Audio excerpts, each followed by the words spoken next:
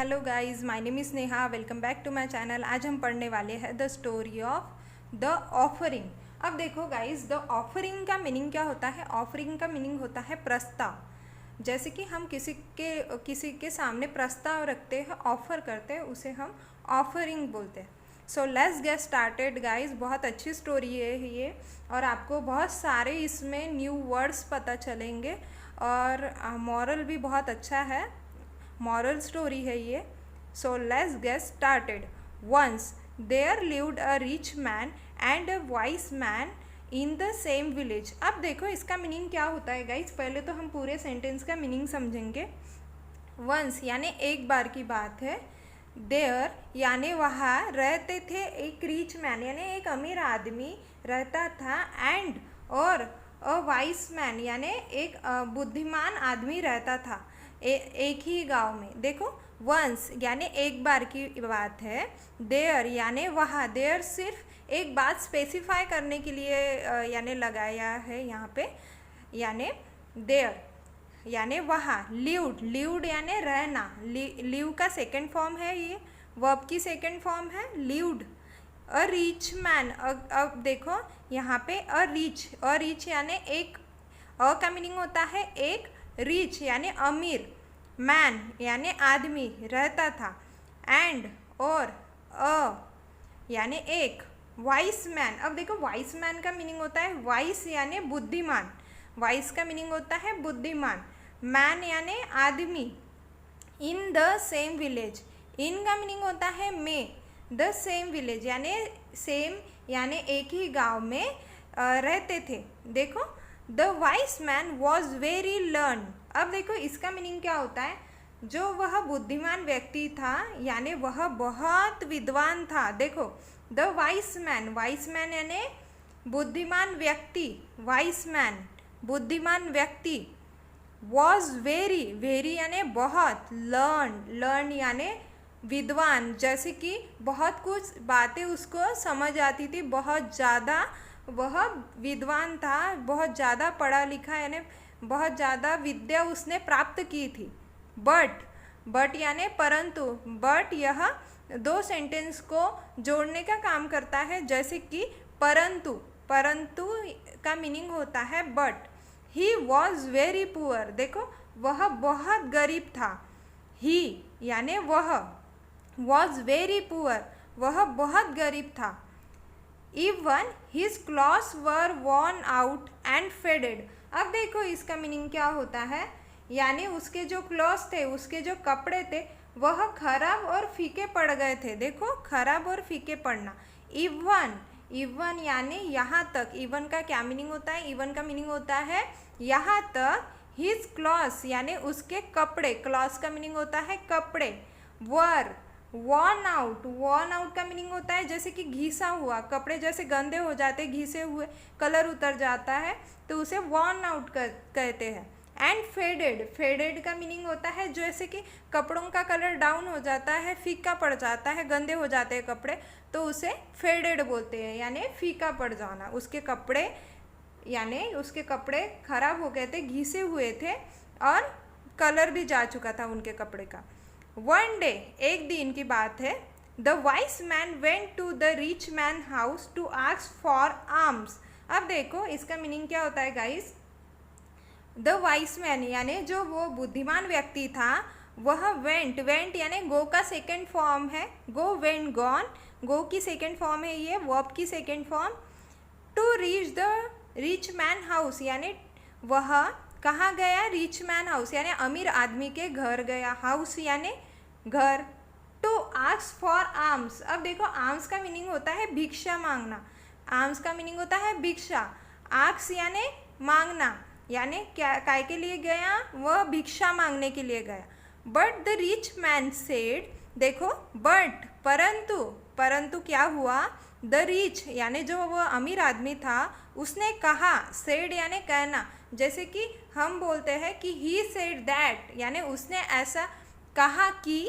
That यानी कि, वैसे ही यहाँ पे ही सेड गो अवे। देखो उसने क्या कहा, स्पेसिफिक सेंटेंस कहा होगा, कुछ तो भी तो उसने कहा होगा, तो देखो यहाँ पे डबल इन्वर्टेड कॉमा में लिखा है कि यानी पर्टिकुलर परफेक्ट सेंटेंस जो कहा जाता है किसी के द्वारा वह डबल इन्वर्टेड कॉमा में लिखा जाता है। तो देखो यहाँ पे इसको डबल इन्वर्टेड कॉमा बोलते हैं गो अवे। अब देखो गो अवे का मीनिंग होता है भाग जाओ, गो अवे, गो यानी जाना, अवे यानी भाग जाओ, भाग जाओ, go away and shut the door, और उसने दरवाज़ा बंद कर दिया। शट यानी बंद करना, क्या, डोर यानी दरवाज़ा उन्होंने बंद कर दिया। He sadly went begging to the neighbouring village. अब देखो इसका मीनिंग क्या होता है, ही सैडली वेंट। देखो पूरे सेंटेंस का हम मीनिंग पढ़ते हैं पहले हिंदी में। वह पड़ोसी गांव में भीख मांगने गया। देखो ही सैडली, सैडली यानी निराश होके, देखो सैडली का मीनिंग होता है निराश होके। वेंट गो की सेकंड फॉर्म है, go, went gone, gone third form है, ठीक है। तो वह गया begging to the neighbouring village. अब देखो काय के लिए गया, भीख मांगने के लिए। बेगिंग यानी भीख मांगना, बेगिंग का मीनिंग होता है भीख मांगना। टू द नेबरिंग विलेज यानी पड़ोसी गांव। देखो नेबर यानी हमारे जो पड़ोसी रहते हैं हम उसे नेबर बोलते हैं। तो देखो नेबरिंग वहीं पे भी, यहाँ पे भी जो मीनिंग होता है नेबरिंग विलेज, विलेज यानी जो पड़ोसी गांव था वहाँ वो भीख मांगने के लिए गया। Where a kind man gave him a pair of new clothes. अब देखो इसका मीनिंग क्या होता है, पहले तो पूरे सेंटेंस का मीनिंग पढ़ेंगे कि क्या है इसका मीनिंग। जहाँ एक दयालु आदमी ने उसे नए कपड़े देता है। देखो वेयर, वेयर का मीनिंग होता है जहाँ। अ काइंड मैन, अब देखो काइंड मैन का मीनिंग होता है यानी जो एक दयालु आदमी, काइंड यानी काइंड का मीनिंग होता है दयालु। मैन यानी जो दयालु आदमी था। गेव, गेव का मीनिंग होता है देना, गिव की सेकंड फॉर्म है गिव, गेव, ठीक है। हिम यानी उसे। अ pair of new clothes, a pair यानी जैसे कि एक जोड़े के साथ, अ पेयर यानी एक के साथ एक फ्री बोलते ना, अ पेयर यानी पूरा, शर्ट, टी शर्ट और पैंट यह पेयर हो गई। ऑफ न्यू क्लॉथ्स यानी नए कपड़ों का उसने पेयर दिया, ठीक है। ही ओर द न्यू क्लॉथ्स, देखो उसने क्या किया, ही ओर यानी पहनी, न्यू क्लॉथ्स यानी उसने नए कपड़े पहने। देखो न्यू यानी नए, क्लॉथ्स यानी कपड़े, ओर यानी पहनना। वियर की सेकंड फॉर्म है वोर, उसने नए कपड़े पहने। And return to his village, और वह अपने घर यानी अपने गांव वापस आ गया। देखो रिटर्न, देखो रिटर्न का जैसे यह V2 है, रिटर्न की जैसे रिटर्न V1 है, रिटर्न सेकंड फॉर्म है यानी वह वापस आना। रिटर्न का मीनिंग होता है वापस आ गया। टू हिज विलेज, अपने विलेज को वापस आ गया, ठीक है। He was invited to rich man house. देखो इसका मीनिंग क्या होता है गाइज, उसे आमंत्रित किया गया अमीर आदमी के घर। देखो ही वॉज इन्वाइटेड, किया गया, was invited, was plus third form ED, ठीक है। एक्टिव वॉइस पैसिव वॉइस का सेंटेंस है गाइज ये। ही वॉज इन्वाइटेड यानी उसे इन्वाइट यानी आमंत्रित किया गया to the rich man house. देखो किस, कहाँ पे इन्वाइट किया गया, टू द अमीर आदमी के घर। देखो to the rich man house यानी अमीर आदमी के घर उसे आमंत्रित किया गया। And offered a lavish meal. अब देखो इसका मीनिंग क्या होता है, और उसके सामने भव्य भोजन की पेशकश की। लैविश मील यानी भव्य भोजन, बहुत सारा भोजन और बहुत टेस्टी भोजन। ऑफर्ड यानी हम किसी को जैसे कि घर बुलाते हैं तो हम खाना ऑफर करते हैं, खाना देते हैं, परोसते हैं कि आप प्लीज़ खाना लीजिए। तो ऑफर्ड हम उसे उन्हें ऑफर्ड करते हैं यानी ऑफर देना, पेशकश करना। और लैविश मील यानी उन्होंने भव्य भोजन की पेशकश की। बट परंतु the wise man took a sweet meat with his hand. अब देखो इसका मीनिंग क्या होता है, परंतु बुद्धिमान व्यक्ति ने उसके हाथ से मिठाई ली। देखो अ वाइस मैन टूक यानी लेना, वाइस मैन यानी बुद्धिमान व्यक्ति, टूक यानी लेना। अ स्वीट मीट का मीनिंग होता है यानी मिठाई। स्वीट मीट हम इंग्लिश में मिठाई को स्वीट मीट बोलते हैं। विथ हिज हैंड, देखो विथ जहाँ पे भी आता है तो समझ लेना विथ का मीनिंग होता है के साथ। हिज हैंड यानी उसके हाथों से उसने मिठाई ली। And offered it to his cloth, देखो और उसने ऑफर्ड किया और उसने पेश किया और भेंट किया। किसको भेंट किया? टू हिज क्लॉथ यानी उसके कपड़ों को भेंट की वो मिठाई। देखो ऑफर्ड यानी पेश करना, ठीक है। इट टू हिज क्लॉथ यानी वह मिठाई जो थी उसके कपड़ों को ऑफर्ड की दी। He began to feed his new clothes, अब देखो उसने क्या किया गाइस, वह अपने नए कपड़ों को फीका करना शुरू कर दिया, खिलाना शुरू कर दिया। देखो ही बिगेन यानी शुरू करना, टू फीड यानी खिलाना। क्या खिलाना शुरू कर दिया? यानी वह जो मिठाई थी वह अपने कपड़ों को उसने खिलाना शुरू कर दिया। द हिज न्यू क्लॉथ्स यानी उसके नए जो कपड़े थे उसको खिलाना शुरू कर दिया। ईट, देखो उसने कहा ईट यानी खाओ। सीइंग दिस यानी यह देखते से ही, सीइंग यानी इसे देखकर, देखो सीइंग यानी देखना, सी को आईएनजी लगा है। सीइंग यानी इसे देखकर, देखो दिस यानी इसे देखकर द रिच मैन सेड यानी रिच मैन ने कहा, द रिच मैन यानी अमीर आदमी ने कहा, सेड यानी कहना।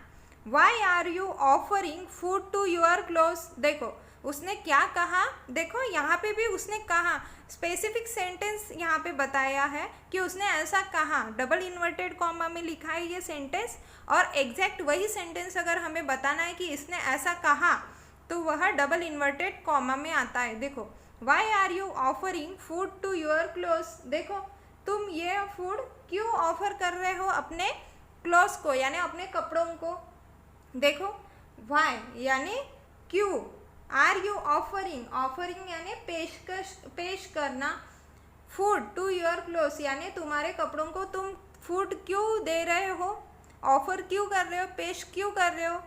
द वाइस मैन सेड, देखो अब वाइस मैन ने कहा यानी वह बुद्धिमान व्यक्ति ने कहा। मैं 10 बार क्यों रिपीट कर रही हूँ, जैसे कि वाइस मैन बोले तो बुद्धिमान यानी आपको लर्न करने की या याद करने की ज़रूरत ना पड़े।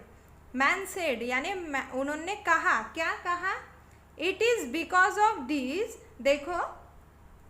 देखो it is because of this new clothes यानी यह क्यों हुआ, ये न्यू क्लॉथ के वजह से हुआ। देखो यानी क्या बोल रहा था ये, it is because of this new clothes, यह नए कपड़ों की वजह से हुआ। That you offered me food today यानी कि क्या किया, तुमने मुझे खाना ऑफर किया यानी तुमने मुझे खाने की पेशकश की। देखो यू ऑफर्ड यानी आपने पेशकश की, ऑफर्ड यानी पेश करना, मी फूड यानी आपने मुझे खाना पेश किया आज, टुडे यानी आज। The rich man was ashamed, अब देखो रिच मैन क्या हुआ, शर्मिंदा हुआ, जो वो अमीर आदमी था वह शर्मिंदा हुआ, अशेम्ड यानी शर्मिंदा होना। एंड एपोलोजाइज, अब देखो apologise for his bad behaviour, और वह अपने व्यवहार से उसने माफ़ी मांगी। देखो एंड यानी और, उसने एपोलोजाइज का मीनिंग होता है माफ़ी मांगना। फॉर हिज बैड बिहेवियर, अपने बैड बिहेवियर से उसने माफ़ी मांगी यानी बैड यानी गंदा, बिहेवियर यानी जैसे कि उसका जो बिहेवियर था, व्यवहार था, बिहेवियर का मीनिंग होता है व्यवहार था, उससे उसने माफ़ी मांगी। So moral of the story क्या हुई guys, do not be materialistic, love your fellow human beings. अब देखो भौतिकवादी मत बनो, डोंट बी यानी मत बनो, मटेरियलिस्टिक यानी किसी को कपड़ों से जज मत करो, love your fellow human beings. अब देखो अपने साथी इंसान से प्यार करो। देखो लव यूअर यानी अपने साथी, फीलो का मीनिंग होता है साथी, ह्यूमन बींग्स यानी इंसान से प्यार करो, लव यानी प्यार करना। So thank you so much guys, मेरी ये स्टोरी आपको कैसे लगी प्लीज़ लाइक एंड सब्सक्राइब ज़रूर कीजिए। Thank you so much, have a good day.